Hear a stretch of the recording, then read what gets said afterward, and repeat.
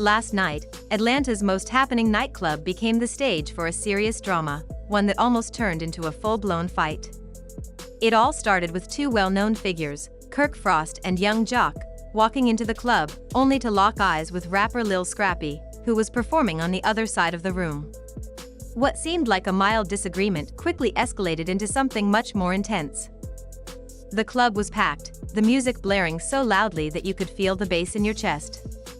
The strobe lights flashed through the air, cutting through clouds of perfume and cologne. Drinks were flowing, and the city's finest, dressed in their most stylish outfits, filled the dance floor. Atlanta's nightlife is famous for scenes like this, where people flaunt their expensive clothes, flashy accessories, and that unmistakable swagger that comes with being part of the city's elite crowd. Kirk and Jock, as usual, looked sharp suited up, looking confident, but there was something off about them that anyone paying close attention would pick up on. Jock's usual carefree laugh had a sharp edge to it, and Kirk's smile didn't seem as genuine as it usually did. They sat in the VIP area, surrounded by their entourage, but their eyes kept darting across the room. Lil Scrappy, on the other hand, was in his element, entertaining the crowd with his infectious energy. The crowd loved him, and it was clear that he was having a blast. He was laughing, dancing, and having a great time with his crew, while Kirk and Jock looked uneasy. Every so often, someone would walk over to Scrappy's table to show their love, and he would greet each person with his usual charm. What most people didn't notice, though, were the glances Kirk and Jock kept throwing Scrappy's way. They would lean in, whispering something to each other, and then stare at Scrappy, eyes narrowed, as if sizing him up. Even the waitress who delivered their drinks seemed to sense the tension, rushing to get their order and then quickly leaving. Scrappy, however, seemed oblivious to the rising tension. He was too caught up in the moment, clinking glasses with friends and fans, enjoying the attention. Then, Jock finally spoke up, loud enough for Kirk to hear over the loud music but quiet enough that only he could hear. "I see it," Jock said, his voice low. "I see what's going on here." Kirk nodded slowly, still not taking his eyes off of Scrappy. The history between these three men ran deep, and it wasn't just about the surface-level encounters at various events. There was a long-standing tension that most people didn't know about. On the surface, everything seemed fine between them, but those who were close to the situation knew there was more to the story. Scrappy's rise to fame and his reputation for speaking his mind had earned him both loyal fans and enemies. To Kirk and Jock, Scrappy represented something that threatened their status and reputation.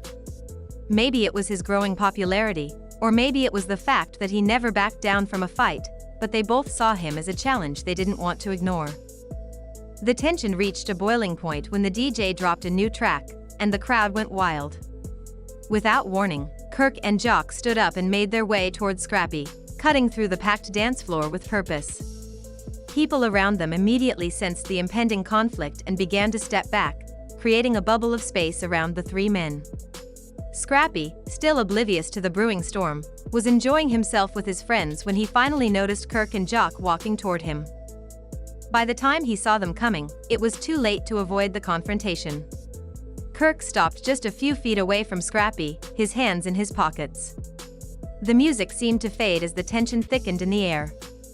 Jock moved a little closer, and in a calm but clearly alert voice, Scrappy asked, "What's going on, fellas?"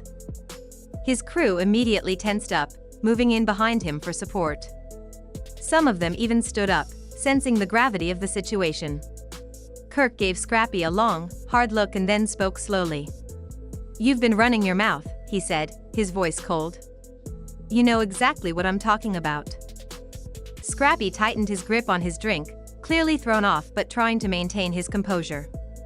"I'm not sure what you mean," he replied, his usual confidence now shaken. His eyes flicked nervously between Kirk and Jock, and his crew stood on alert, waiting for his next move. Jock, not backing down, pushed forward, closing the distance between them. "If you've got something to say it," he demanded, his body language still relaxed but with an underlying tension. "We've got plenty to say," he added, his voice sharp. Scrappy didn't back down. "Oh, sure," he retorted, his free hand balling into a fist as he moved slightly closer to Jock. "Like what?" he challenged, clearly not intimidated. As the confrontation intensified, the crowd around them grew nervous. Some people backed away, while others pressed closer, eager to see what would happen next. The music was still blasting, but the energy in the room had completely shifted. Everyone could feel the tension. Scrappy's crew was clearly anxious, standing close together, exchanging worried glances. They were trying to figure out just how serious this situation was, and whether it was about to turn into a fight. "You understand what this is about?" Jock said, his eyes never leaving Scrappy. "You've been spreading lies and acting out of line. You think you can just talk and not face the consequences?" Scrappy's defiance was clear as he raised his chin, meeting Jock's gaze with steady resolve. "I've got things to say," he said, his voice firm. "But unless you've got something strong, don't come at me with these weak accusations." Kirk stepped forward, his face icy, as he pulled out his phone and swiped across the screen. "We have receipts," he said, holding up the phone so Scrappy could see whatever was on the screen. Scrappy's jaw tightened. "What now?"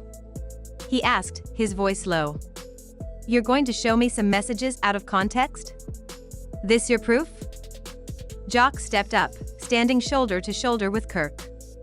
"This isn't out of context," he said, his voice hard. "You've been playing both sides.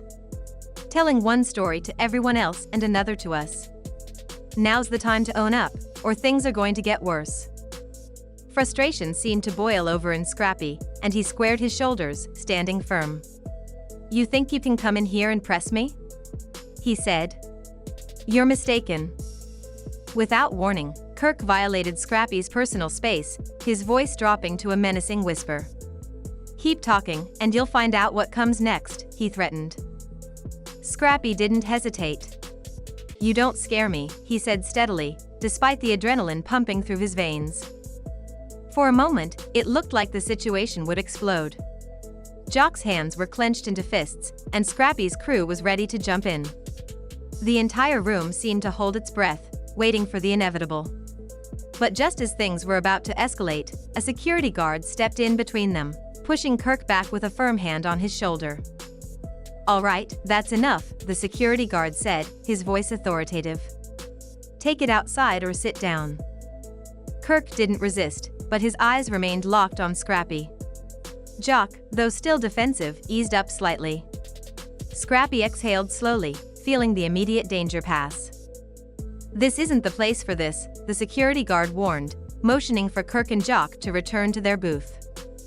After a tense pause, Kirk nodded, sliding his phone back into his pocket. "We'll settle this another time," he muttered before turning and heading back to their VIP section, Jock following close behind. Scrappy stayed where he was, standing his ground for a moment. His crew gathered around him, and he took a deep breath. Despite the tension still hanging in the air, he tried to calm down. One of his friends asked if he was okay, and Scrappy answered, "I'm good," though his voice still carried some tension. He sipped his drink slowly and looked toward his booth. "They're all talk," he added. "Always have been." But deep down, Scrappy knew this wasn't over. As the night went on, Kirk and Jock sat quietly in their booth, no longer drinking or socializing. They kept glancing over at Scrappy's section, their eyes tracking him. They weren't just two guys looking for a good time anymore, they were waiting, observing, and planning their next move. Scrappy, for his part, tried to block it out. He wasn't afraid, but he knew the situation was far from resolved. Word spread quickly throughout the club about the confrontation. What had started as a private standoff quickly became public knowledge. A shaky video of the confrontation began circulating on social media, showing just enough to spark a storm of commentary online. Within minutes, hashtags began trending, with fans and critics alike offering their takes on what had happened. One woman claimed that Kirk and Jock were seconds away from throwing punches, while a man at the bar insisted that Scrappy had stood his ground like a true champion. As the video spread, so did the buzz. Kirk, noticing the growing online backlash, turned to Jock. "We're the bad guys in this," he said, frustrated by the way people were reacting. Jock waved his hand dismissively. "It's just noise," he muttered. "But maybe it's time to set the record straight." Kirk nodded grimly. "We have to handle this," he agreed. Across the room, Scrappy's team showed him the social media firestorm that had erupted. One of his friends, trying to lighten the mood, said, "They're calling you a legend, man. The club king." Scrappy forced a smile, though it didn't quite reach his eyes. "Yeah, sure," he replied. "But we both know they're not done with this.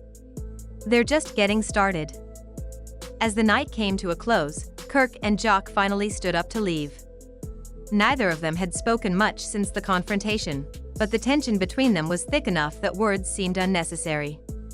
Kirk led the way toward the exit, giving a brief nod to the door, and Jock followed suit. Scrappy watched them leave, his jaw tight. "They think they're just going to walk out of here and come after me another day?" he said, barely above a whisper. Outside, the cool night air didn't seem to ease the charged atmosphere. As Kirk and Jock got into their car, their phones lit up with the latest comments and reactions from the internet. After a long silence, Kirk finally spoke. "You know what we have to do," he said, his tone serious. Jock nodded, his expression matching the gravity of the situation. They didn't need to say more. The real fight, it seemed, was just beginning.